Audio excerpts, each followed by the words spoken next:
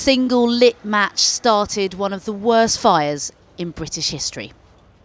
For those who survived the King's Cross tragedy, life would never be the same. This picture's taken about 3 weeks after the fire. Stephen Hanson was on duty that fateful day, then a constable with the British Transport Police. Later awarded for his bravery as the fire ripped through the station, Stephen tried to help hundreds escape. I noticed my hands were burning, I could see the skin melting off my face, and I thought, this is it, and I could hardly breathe.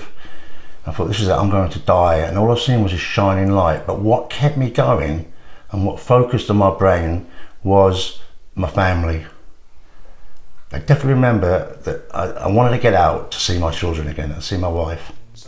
At the time, Stephen suffered severe burns to his hands, but the emotional scars have stayed with him. I actually lived in a bedsit on my own for 6 months to come to terms with it. And I didn't see my children. I was so bad with the nightmares and the flashbacks. It was when I came up out of the tube. Jeremy Asquith met me at King's Cross today. 30 years ago, he had come here to meet his wife. Moments later, a fire broke out. Somebody shouted, "Get out," and bang, everything went black, and the fireball and the heat just engulfed me. I shouted to my wife to run, and I ran for where I hoped the exit would be. But had it not been there, I wouldn't have been here.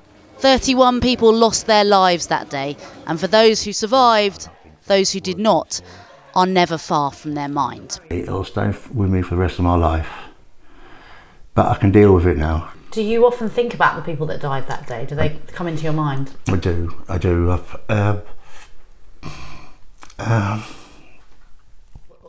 30 years may have passed, but the memories of that day, still painful, still present. Minnie Stevenson, 5 News.